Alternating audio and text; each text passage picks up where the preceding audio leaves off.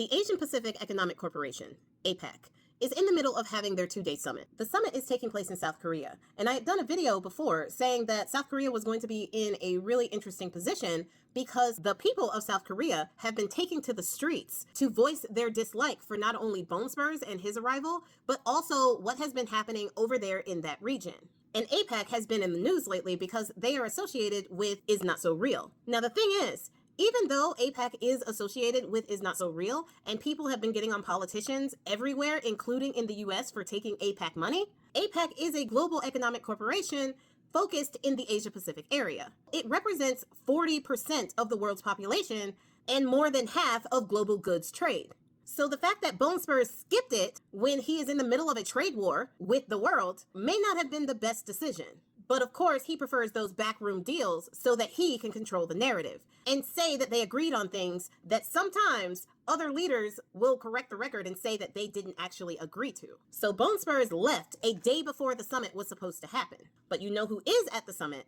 President Xi Jinping, and he is trying to position China as the leader and defender of free trade, filling a void that Spurs is leaving wide open, a void that used to be filled by the US. Xi Jinping is calling for efforts to promote economic globalism as well as multilateralism when it comes to trade, saying that the more turbulent the times, the more they need to work together. You see how he's positioning China to be more of a stable trading partner than the US. And Spurs is helping him do that. And he's not even hiding it with how he's talking about it, saying that the world is undergoing rapid change, with the international situation becoming increasingly more complex and volatile.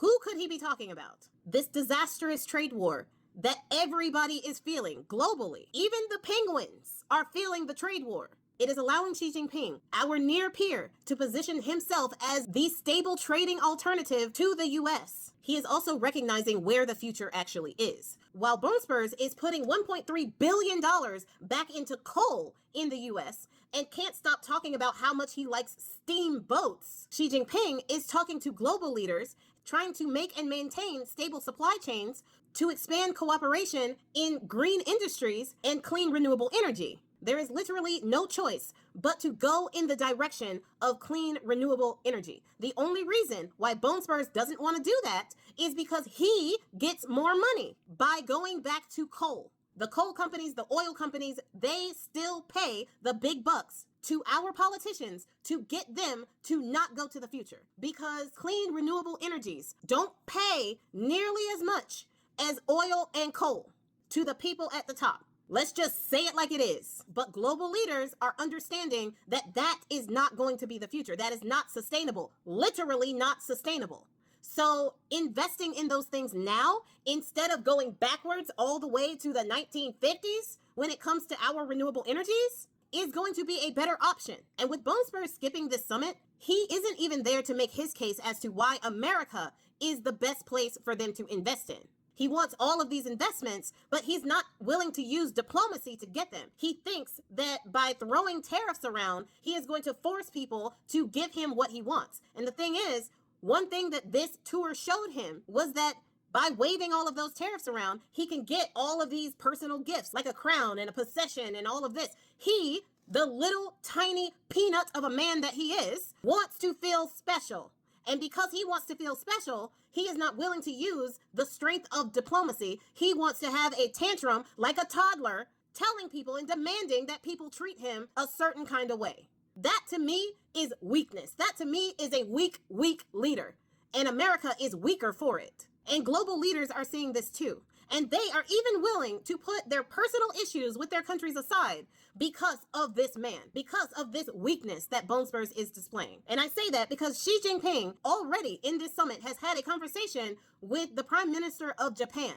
Japan at one point was one of our strongest trading partners and one of our biggest allies. And now Xi Jinping is seeking stronger advanced ties with Japan. And you know this has to be bad because the current Prime Minister of Japan is said to be a far-right nationalist in Japan. She even visited the Yasukuni Shrine, which is very controversial because that shrine honors 2 million people who perished in the wars that Japan has been in since the 19th century. And it includes honors for World War II leaders who were convicted for war crimes and atrocities done in China. Yes, for anybody who forgot, Japan was on the wrong side of history at that time. Her going to that shrine is like the president of the United States honoring the Confederacy. Oh, wait.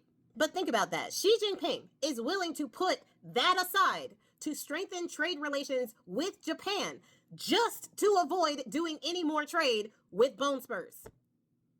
I'm starting to think that this trade war was not a good idea, and it is showing an incredible weakness on the world stage. And this weakness is about to be perpetuated by Bone Spurs' announcement that they are going to start testing nuclear weapons again, something that hasn't happened since the 90s. Why?